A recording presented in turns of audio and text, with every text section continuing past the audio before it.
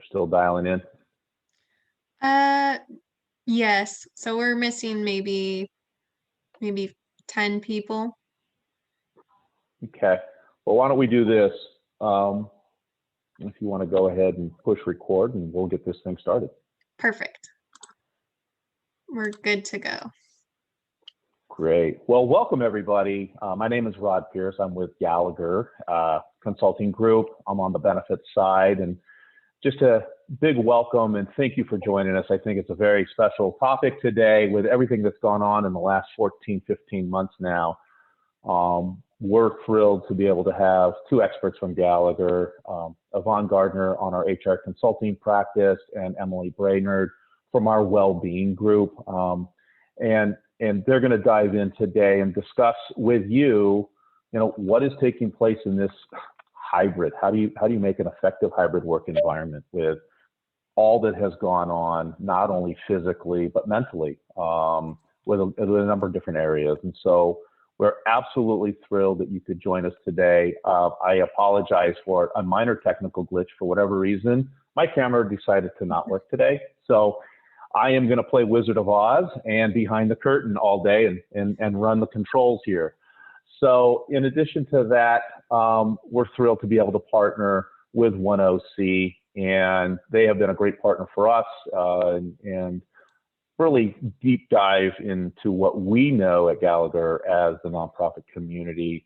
Just big picture real quick, Gallagher, nearly 100 years old, and we're global.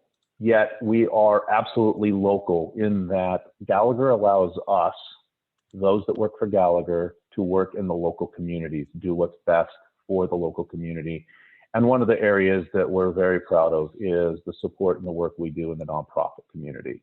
It's about 15% of the revenue that we bring in as it relates to the benefits world and working with companies, organizations, and employees such as yourselves.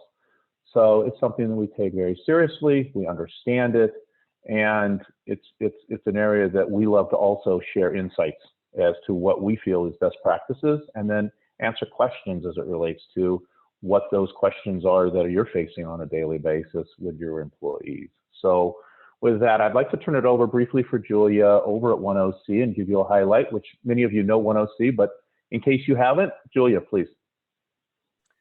Thanks, Rod. Hi, everyone. My name is Julia Ainley Goodwin, and I'm the Membership Administrator and Organizational Development Services Coordinator, or ODS Coordinator for short, at OneOC. I recognize some of you on the call, so it's a pleasure to see you at today's webinar. And just a little bit about OneOC is our mission is to accelerate nonprofit success, and we're able to do that by providing and partnering with organizations and with like Gallagher today, just to show different resources that are available and more information for you all. And we do also have upcoming webinars as well that are on managing the cultural change of return to office. I'll put that, we'll have a registration link for it at the end, and I'll put it in the chat for you all. And it's a pleasure to be here today, and we hope that you enjoy the webinar. So I'll turn it back over to you, Rod. Great, thank you, Julia. And one bit of housekeeping here before we get underway is if we could stay on mute throughout the presentation and utilize the chat box for questions, insights, thoughts, that would be great. One of the areas in which we are going to try to accomplish today, and that is to actually finish with enough time for actual Q&A.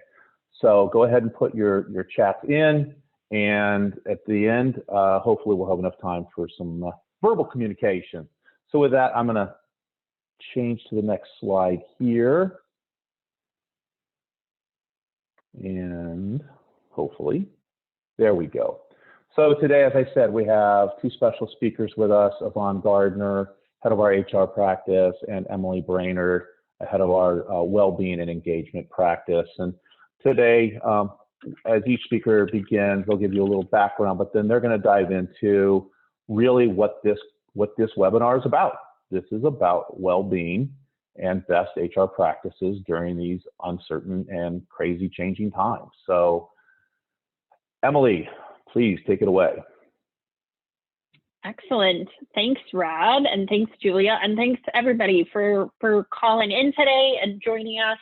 We know this is an important topic, and we know as you guys are all working to think about how do you get back to fully functioning, returning back to the workplace versus not returning back to the workplace, that hybrid environment is definitely something to be considered and think about.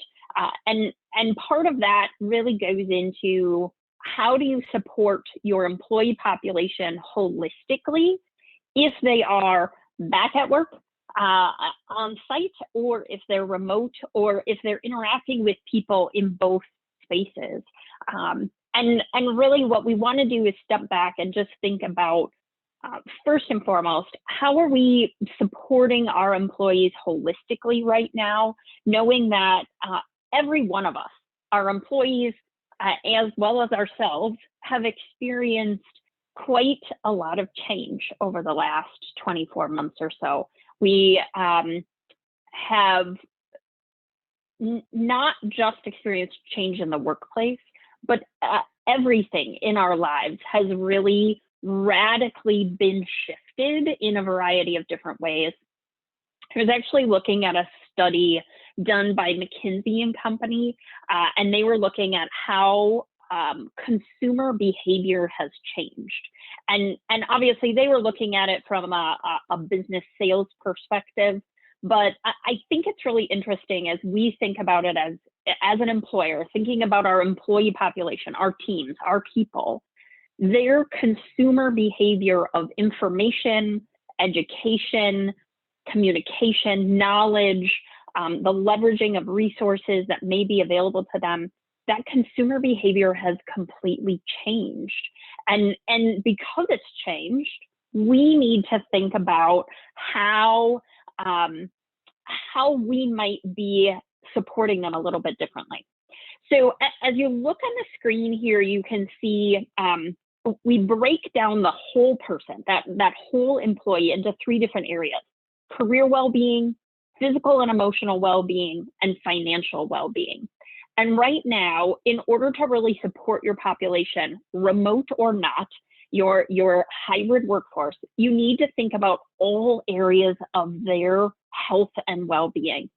And when I looked at the study from McKinsey & Company and the shift in behaviors, a couple of interesting statistics popped out to me. One is if we focus on the career well-being perspective, 20 times more video conferencing was used in a rapid 3-month period in 2020. So we went from 0 to 60 in the use of remote technology, just like we are today, right? And being able to leverage that type of technology is now a norm.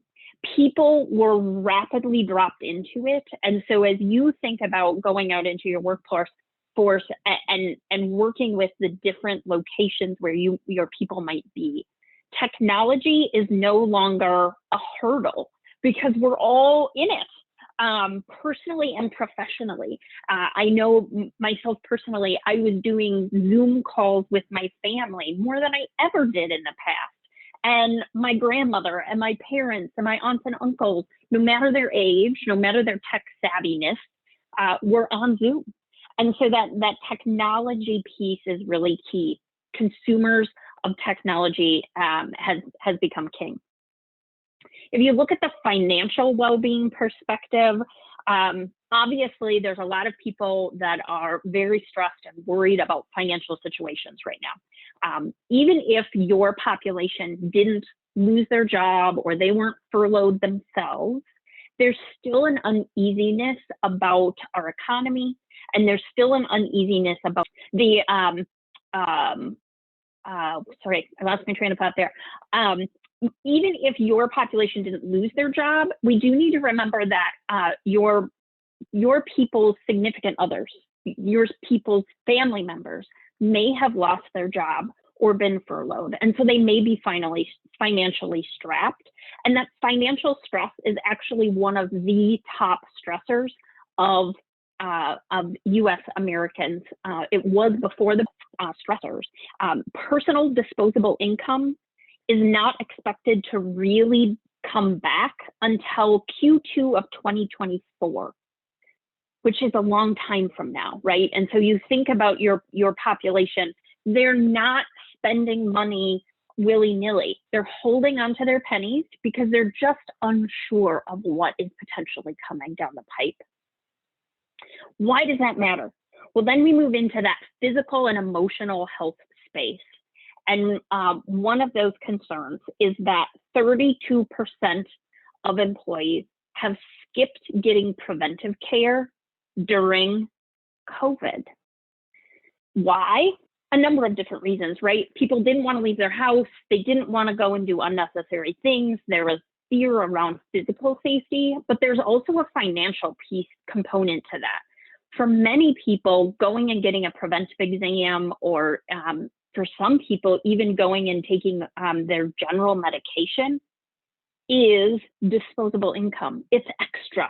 It's a little extra piece that they may be saying to themselves, I want to make sure that I have enough money to pay my mortgage, and so therefore I'm not going to care for my own physical health.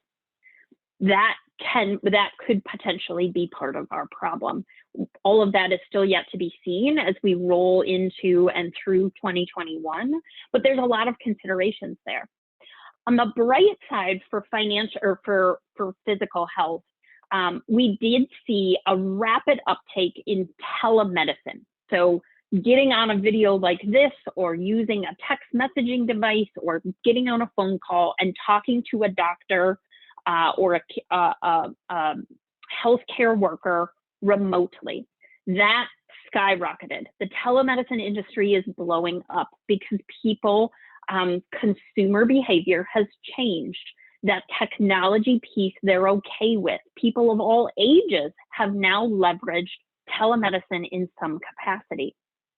So again, this is really great, but it's important as you're thinking about your population, what they're currently experiencing, what changes have happened to them and to you personally that's now going to impact how they work and how they function inside the workplace. So I think, did we lose the slide deck? Julia, are you seeing the slides, or Yvonne, are you seeing the slides? I think we've, oh, Yvonne, you're on mute. I'm not seeing, so I sent a You're message. not seeing the to slides? I don't know if you're able to. Yeah, hold on. No. Okay. Okay. And here we are, So right? say, Emily, Consumer behavior, flexibility in what does work look like, right? And if we are going to leverage all of this technology, which has been adopted by people of all ages, people of all demographics, it's been adopted. We've seen it happen in speed, lightning speed time over 2020. We need to prepare our workforce to continue to leverage it in the workplace. So a lot of that has to do with making sure we've got the right training, we've got the right technology.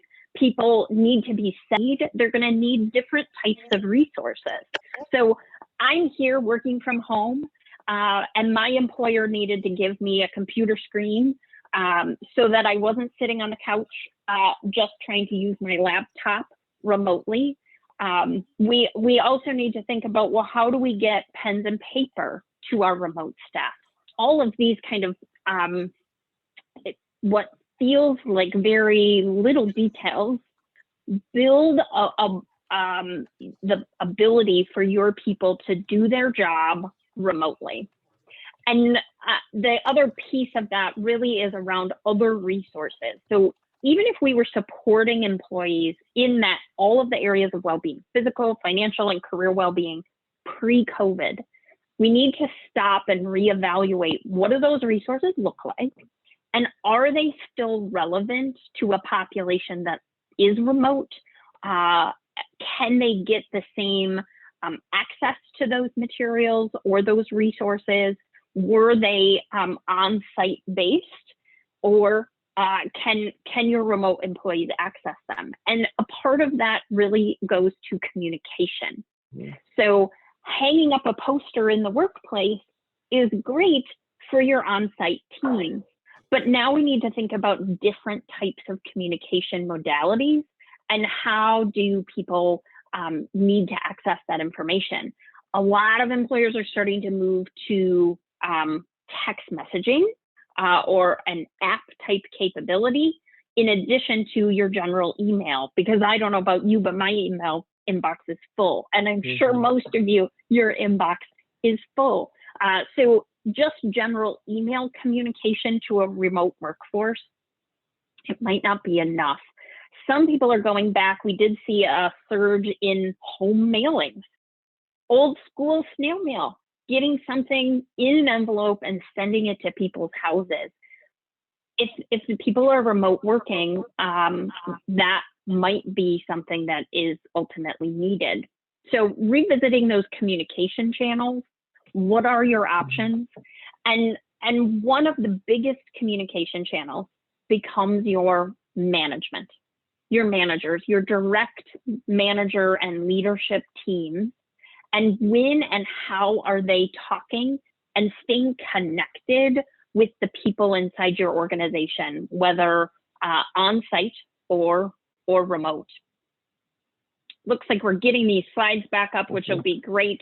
And Emily, I know this is Yvonne. You and I have talked about this a bit too. I think one of the key components here is that many of us kind of took management, if you will, for granted. And what I mean by that is that, we think about leadership development training as something that's separate almost sometimes from our organizations, right? It's something we do when we have time or we have money to invest in it and so forth.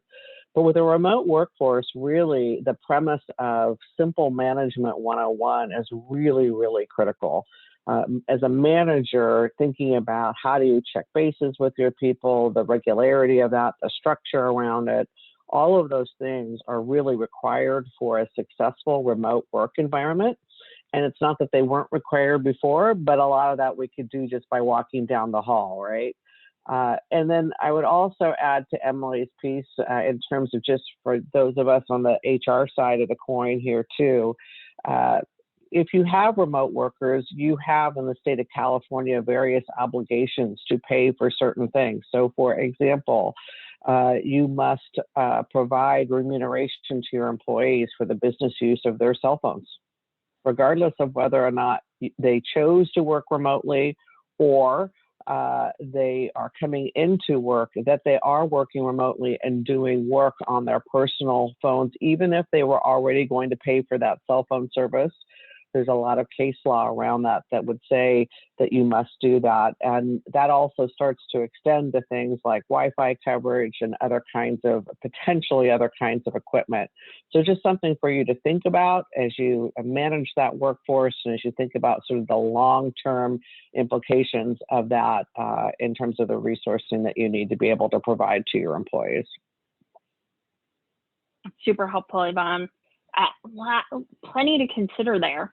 As we think about management, and really it's fascinating to me that this is, I think, going to be the biggest new hot trend over the next year or so, is really focusing on management and building up proper management skill set. One of the things that we actually saw as we were doing some pulse surveys throughout different organizations, we were measuring engagement drivers during 2020.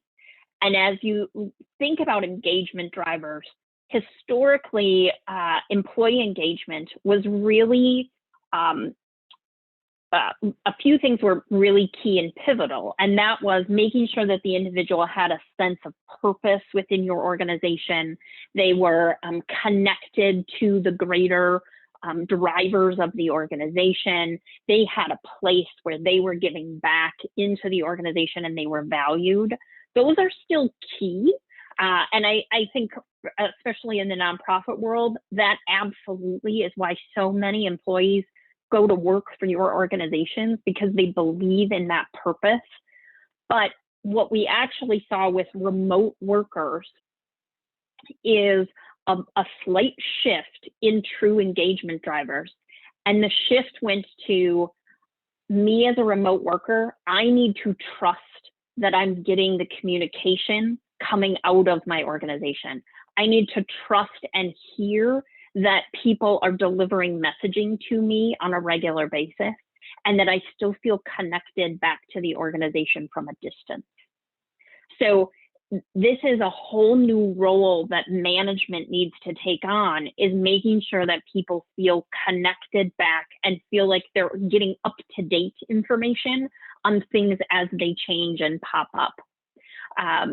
That responsibility is potentially very heavy on a manager that maybe hasn't been in that space before. One other note before we head into Yvonne's slide, just around leadership for you to think about. We talk about supporting the holistic whole person of your employee population. Your managers are giving a lot, especially in this new role where they need to be empathetic and they need to be flexible and they need to be communicating and working differently.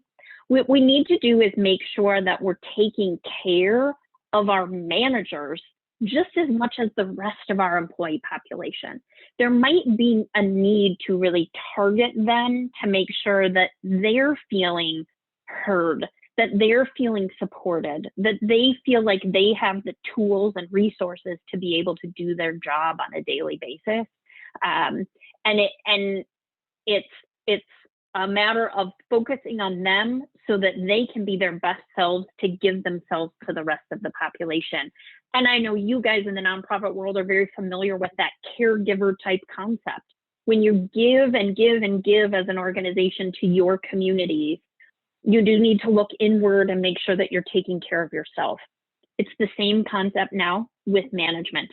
They're going to be giving so much to their employees, and they need to give on a different level potentially, that we need to make sure we're taking care of them and turning that back inside on them as well. So Julia, before we jump into Yvonne's slides, did any questions pop up in the chat box? No, not at this time, but I'll keep an eye out. Excellent.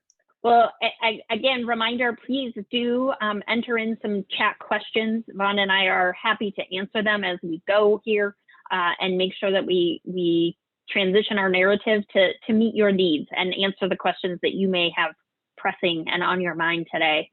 So Yvonne, I think thinking about a remote workforce, a lot of tactical things to think about, a lot of to-dos. The list of to-dos might be kind of long. You broke down 4 key areas to think about. Yeah, thank you, Emily. So Yvonne, my name is Yvonne Gardner. I'm part of Gallagher's Human Resources and Compensation Consulting practice. And I focus both broadly in human resources and also do a lot of work with organizations in the areas of compensation, role development, executing a strategy, and so forth. And probably a little more than 50% of my clients in our office in general are not-for-profits, similar to those of you who are on this call. So I was asked by Rob if I could sort of highlight just a few areas that we're seeing right now with our not-for-profit clients, just to kind of bring awareness and then just to kind of spark your thought in a number of different areas as it relates to all the transitions that are happening within the workforce and all of the things that Emily has talked about and our remote workers. The first one that we highlight here is around independent contractors. This is not a new topic in many ways. Many of us realize that there's been a lot of activity around this in the state of California and defining what an independent contractor is. And for many organizations, this is not an issue if you don't have and don't use independent contractors.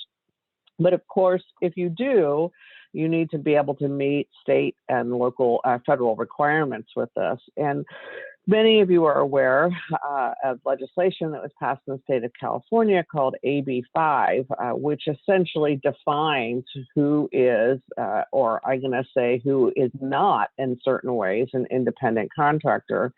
And many organizations that we work with have relied on this because as not-for-profits and so forth, we may, on a discretionary basis, use people who are grant writers, for example, folks who are, I'm going to call it almost journalists, right? People who are copy editors, various different components in different kinds of roles that are exempt under AB 5. However, that doesn't mean that you don't have still some liability that you need to be aware of. So it's very important for you, if you do use independent contractors, to make sure that you've also assessed them in general, even if they are excluded under AB 5, because they may still be found to be an employee. Basically, the context is if it looks like quacks like a duck and it looks like a duck, it's probably a duck, right?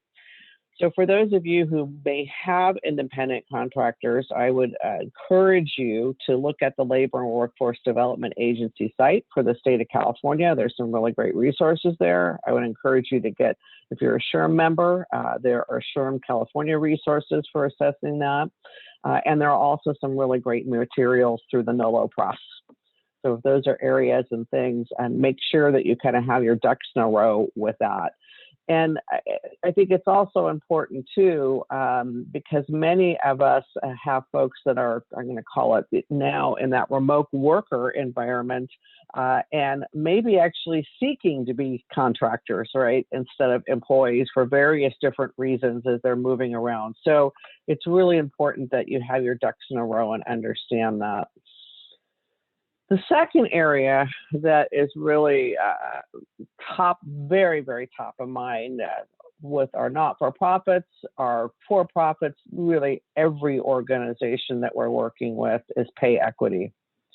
And, California has always led the way in pay equity legislation. And this case, we did pass in 2016 the California Fair Pay Act. And most recently, depending on the size of your organization, you would have completed and submitted to the state detailed information about your workforce as of March 31st. And the state of California has identified this as two things. They're going to use it to start publishing information on wages about jobs across the state, which will be a challenge too, because titles and so forth, as we know, are not always that meaningful to individuals, but not necessarily descriptive of the role that they're truly doing, right? But the second component of that is the state's looking at that as a means of enforcement and looking and analyzing data to say where should they be paying attention to this issue. Putting that aside, many of your organizations will likely not be targets of the state in that way, depending on the size, right, of the organization. I think the state is likely to go after organizations that have large groups of, I'm going to call it job, where they have multiple incumbents doing the same job. So you think about that. I think of the hospitality industry. I think of healthcare, employers like that. But that being said, this is the area that is more arising more and more organically within our organizations. And when we talk about diversity, equity, inclusion, social justice, belonging, this is one area that tactically and concretely people can get their mind wrapped around, which is pay equitable, right? There's a number associated with it and so forth. So regardless of your organization size and so forth, it's really important for you to think about and be proactive about your pay equity. And that would include things like really doing a good job of understanding the market for your positions, establishing criteria for paying people against the market that is consistent, right? So pay equity doesn't necessarily mean complete pay transparency. And what I mean by that is that In some cases, organizations would be reticent to share everybody's actual pay levels out of privacy concerns, but it certainly does speak to thinking about how you administer pay and how you create the criteria of which pay is administered by, so that you have equitable practices moving forward. And you can answer that question to your employees, saying, yes, we work in the context of what the market is, and we then pay people within our organization in an equitable way. Because if you haven't heard this from your employees already, I'm certain that you will in the future for this, because it's a growing mantra across the country, really. But I'm particularly actually seeing it within our not-for-profits, because of course you and your staff are generally have a heightened awareness around social equity, right? So those types of things come to bear on that, and definitely come together. I think that Emily talked a little bit about making sure that you're treating the whole employee and so forth. And this topic of vaccinations in certain ways kind of comes into play with that. So I think the question you have to think about is, the question we've been asked several times is, can we require people to be vaccinated? And the answer is a big maybe, right? So obviously you can do that with business necessity, but the guidance is still somewhat gray in the context of business necessity. You have to be able to define that. You have to be able to defend that. As an example, can a private jet airline require pilots and attendants to be vaccinated if this is what the clients expect? Actually, there isn't clear guidance on that right now, and you would think that there would be, right? So I think it's really important that you think through this, but I think the bigger takeaway here from vaccinations or not is really around creating a safe work environment in general. And Emily, maybe you can add to that. Yeah, I think that safe environment and making sure that people are welcome to come into the office when they need it. Again, when we're thinking about a hybrid work environment, some people are going to be remote, some people are going to be on site, some people might come back and forth and work part on site and part outside. But the physical safety and the confidence to be able to come on site and feel protected continues to be a top priority. And that might be, barriers are put up around cubicles. It might be that there's social distancing opportunities inside gatherings. It might be that we've got the hand sanitizers around a location. All of those are important considerations for you to not only implement, but also then communicate to that remote staff that isn't on site every day, seeing all of those safety measures, the work staff that is outside of your current office and might be stopping by for a meeting or dropping in for a day or two here or there. They need to understand that it is safe for them to come back in when needed. So thinking through the measures that you're taking there are key. Mm-hmm. And so there's just a number of considerations as vaccinations. And I think, Rod, after this session today, there's a number of links to materials that Gallagher has developed, others as well that you might find useful, and we'll certainly provide those to you. But I think really what it comes down to is some of these answers are not really clear, right? And the question of communication is always the key component to all of these things, because ultimately what you're trying to do is create a sense of well-being and trust with your workforce. And so I think when you're making these decisions, those are the kinds of things that you need to think about in terms of how you message, and then how do you approach that and support people as you make decisions that you're going to have to make as part of your business model. And that kind of moves us into this fourth topic of remote workers in general. Many of our clients are really, truly struggling with this.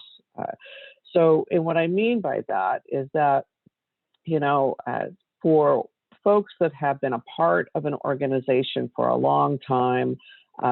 You know how to get things done. You know who to talk to in the organization. You know how the organization works.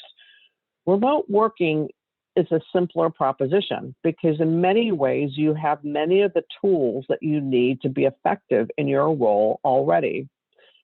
Organizations who don't have that in place, either because of various different circumstances in terms of their workforce, but perhaps they're hiring new people into new jobs, and many organizations right now are expanding, right? So we have actually a significant amount of job growth in many areas of our organizations, and that includes not-for-profit organizations as well.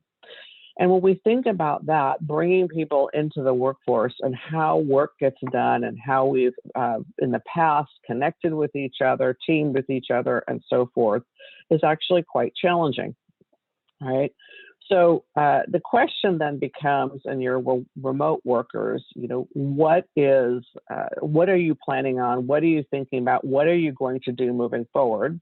And I would also caveat that with the key messaging that needs to go with that, which is really informing your workforce that these things are going to evolve, right?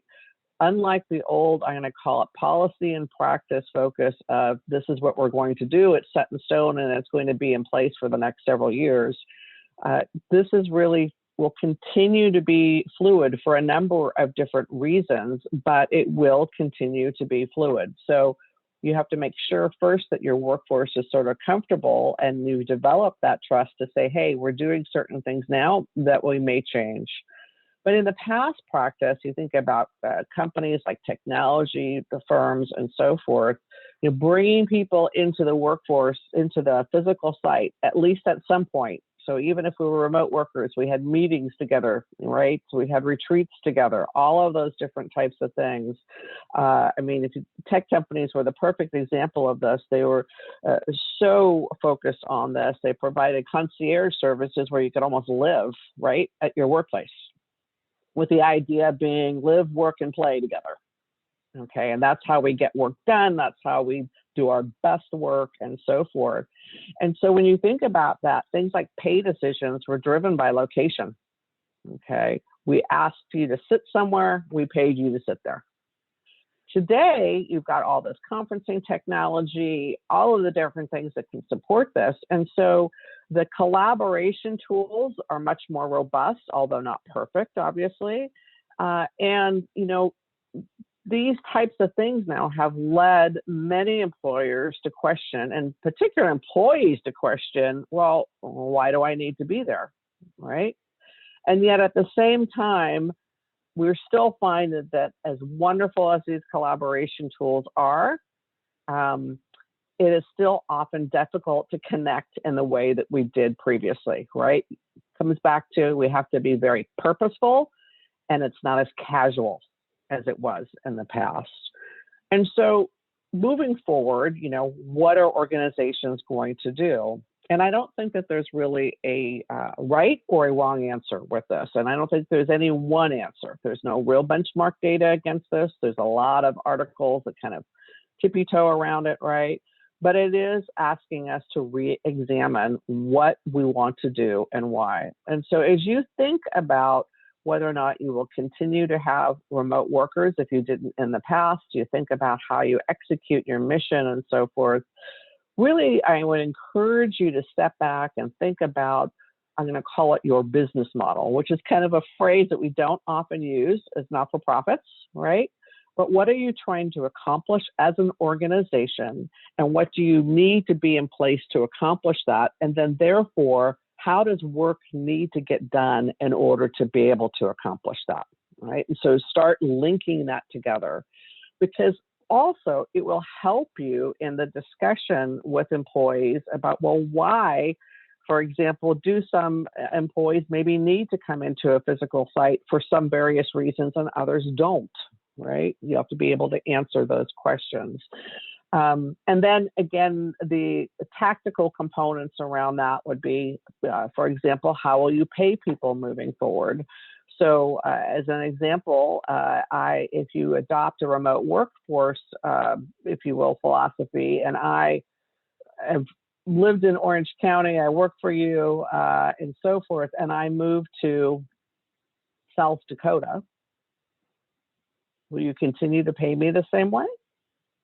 And it's my choice, right? There's not an answer to that, but it really starts to make you think about, where are your talents? What are you trying to achieve? And therefore starting to make decisions based around what those things are, what your objectives are, and then thinking about your workforce connected into that.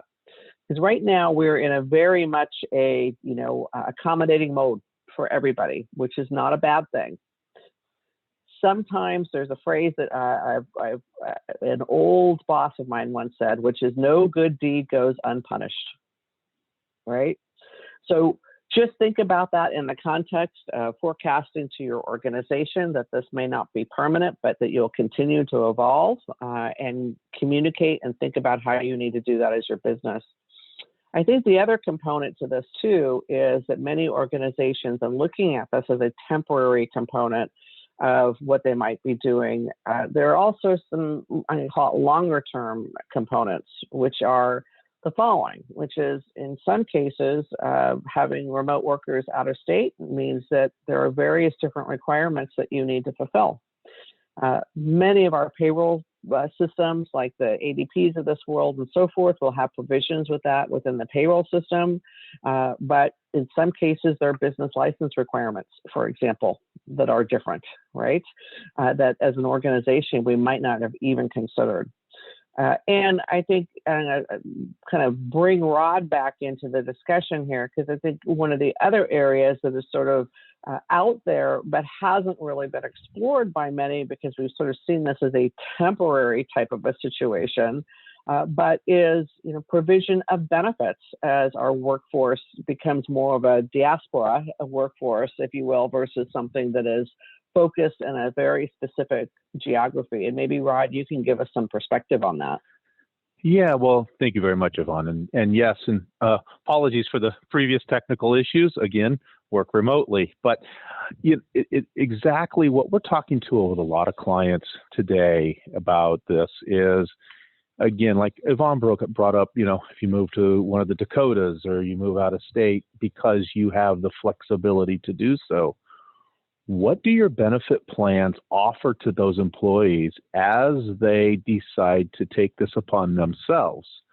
For example, many of our clients utilize and are part of Kaiser. Kaiser does not exist in many parts of this country. So what are you going to do for those employees, and have you informed those employees that those benefits are not going to work for them? Yes, if they were traveling there, that is a different play than actually living in a location. And believe me, healthcare providers are very savvy to this. So you want to make certain that you review your plans, make sure that you have things that are offered for your workforce if it is going to be the type of workforce going forward. What you also need to do is alert those employees as to the changes that may have to take place because of the decisions they have made related to their benefits. So it's pretty critical, but I think a lot of this comes down to, and what we preach with our clients is, it all comes down to, one, understanding what you have, understanding what the rules and laws are, and how then to communicate that, right? It's all about communication, which is what Emily has talked about, it's Yvonne has talked about, and it's what we talk about, is how do we communicate that? Because, again, no good deed goes unpunished. So, it's something you really need to take a look at, especially for those employees. And again, not every employee can work remote. Mm-hmm. Those who can, what are you doing? So, Yvonne, thank you. And it's a tricky one out there. And I see a question from Mercy. The question is, are there any rules or regulations revolving around those called back to work on site versus those that continue to work remote? And the answer is the rules or regulations continue to be around the safe work environment component and the various different things that we've talked about that previously. As an example, you know, depending on your organization, whether or not you're having people attest to whether or not that they've had fever, all of those various different things. And, you know, in the context of this, also realizing that vaccination doesn't necessarily mean that you can't be a carrier of the virus. As an example, I don't know if any of you watch Bill Maher, but vaccinated months ago and canceled his show on Friday night because of he has COVID. He's asymptomatic, but he could be spreading COVID. So I think those are the questions. There are a number of different, if you will, regulations and pieces that we can provide you with links to after this that will give you some more guidance in this area. The key thing here, though, I think, is really clarifying in terms of if you're requiring remote work, if you're requiring in-person work, what are those roles that you're requiring to come in person, being really clear about that? What are the rules for being remote, being really clear about that, and also knowing that if somebody still is not coming into work because they have a medical condition or a religious kind of prohibition against, for example, vaccination and so forth, that you're going to have to deal with those issues and go through that interactive process, and that will really be important for you. So I think that the key, again, part here is getting clear on what are the requirements, getting policies in place that reflect those requirements, that include the processes and the procedures that you're going to follow in either one of those cases, being consistent about that, but also making sure that your employee workforce knows that it will continue to move and evolve. It's really, really important. Thank you so much, Yvonne. And looking at the time that we do have about 8 minutes. And what I'd love to know is if you do have a question for myself or Emily or Yvonne, please unmute yourself and let's have a dialogue.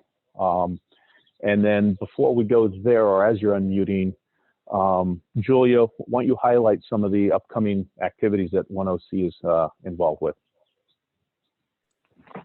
Yeah. Thanks, Rod. Just to what you see on the screen, our upcoming webinar that we do have coming up, webinar series, is the 3 C's for returning to the office. So similar to this webinar, we're going to go into detail about culture and performance, understanding the new way of work, communication during this change and during this time, and then compliance and workplace legal changes as well. And unfortunately, I am also having technical problems, so being flexible. I will send the registration information for this webinar series if anyone is interested to you, Rod, so we can include it in the email we'll be sending out afterwards with the PowerPoint presentation and recording of this webinar today. That's great. So with that being said, as we are here, we have some time. Are there any questions that you have for the panel that we can get across now and maybe answer some questions that others are thinking about but don't want to ask?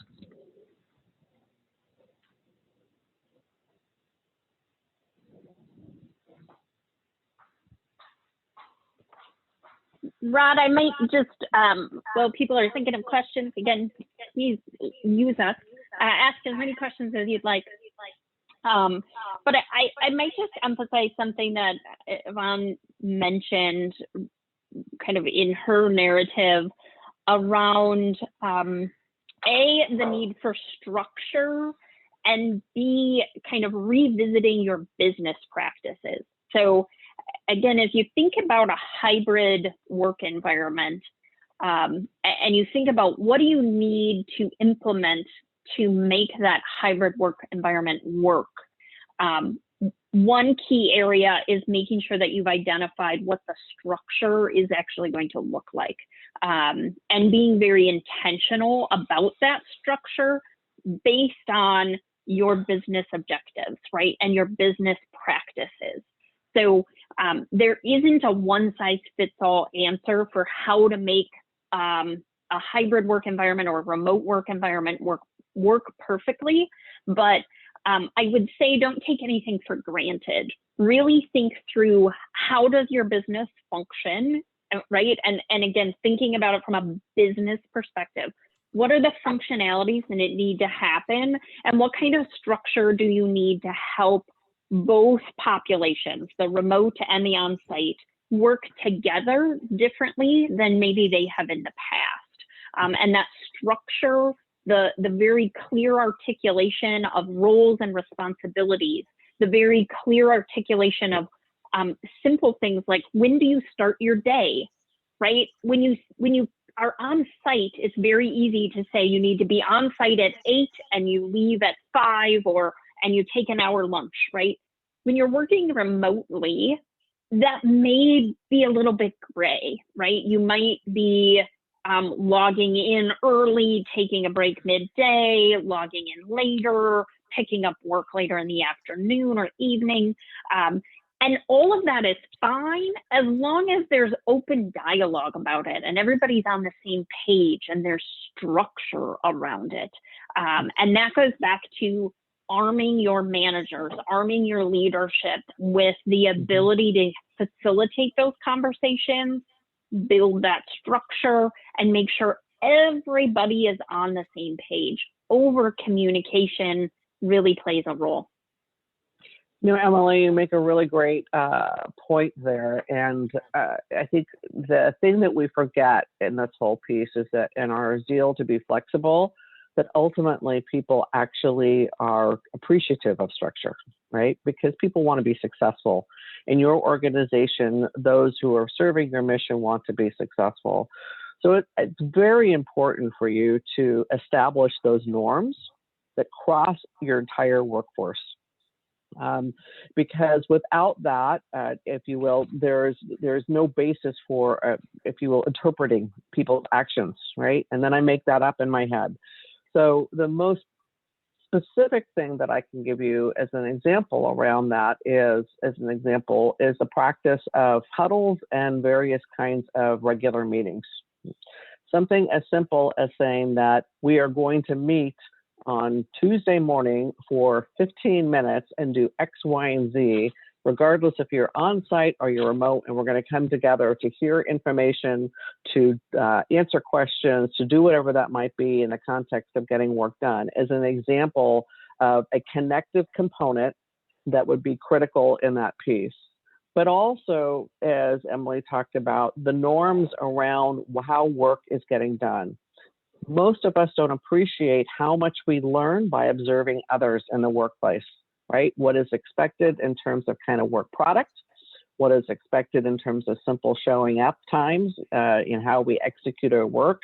All of these various different things are not policy and procedure driven, they're culture driven, and they're learned. So if you can think about what are those things that define what is, I'm going to call it showing up or otherwise executing the work in your organization, and then think about how you can put that into play in terms of an ongoing business process, you'll have much more success in this area of a hybrid work environment.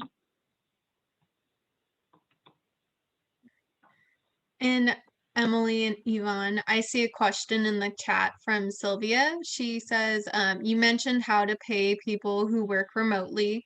Are you talking about different pay scales? Would that be best to apply for new workers?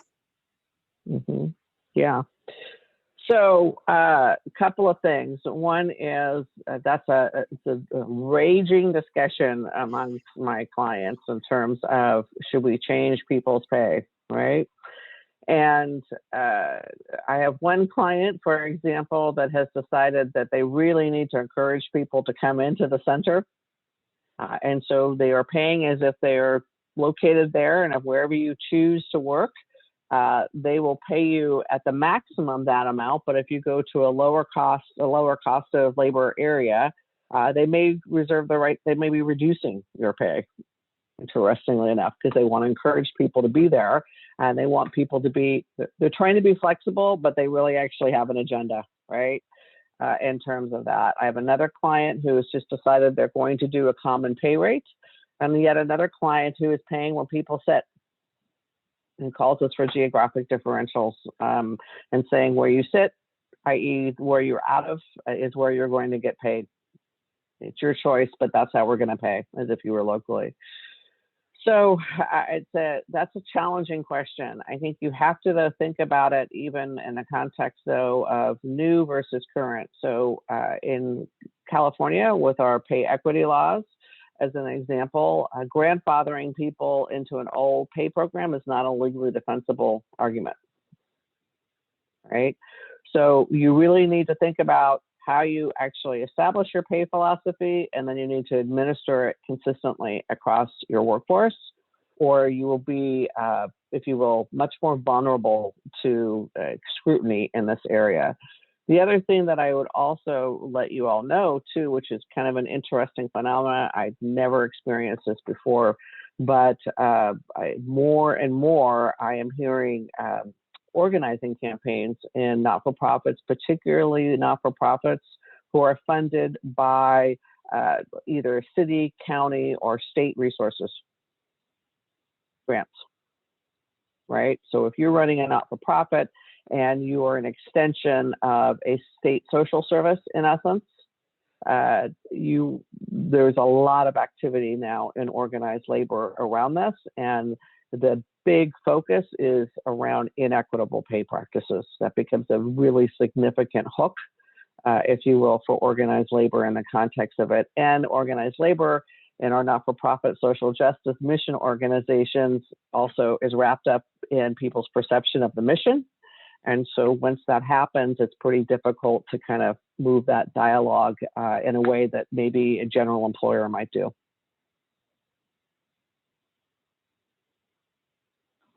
Well, that was that's a lot of information, I think, that we just learned today. And if there's not any other questions, what I would like to do is simply say thank you to everybody who took the time to attend and learn.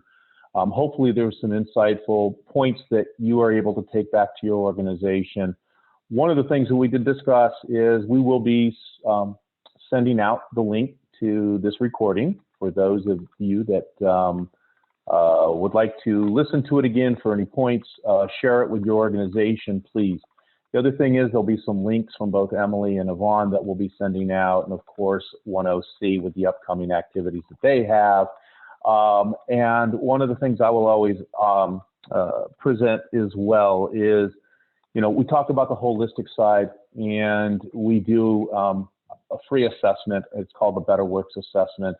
So if anybody is ever interested in looking at what that means on this assessment, it's very simple, but it gives an inside look of really what each of the leadership roles have within your organization, and where you're on the same page and where you're not on the same page, and then how you can get on the same page and what kind of priorities. So anyway, thank you very much. We will have another one of these discussions in July, partnering with OneOC. That information will be coming out probably in the next 30 days. But with that, I want to thank OneOC and Julia. I want to thank Yvonne and Emily and all of you for attending today, and hopefully to see you in July. Thank you very much, and take care, everyone.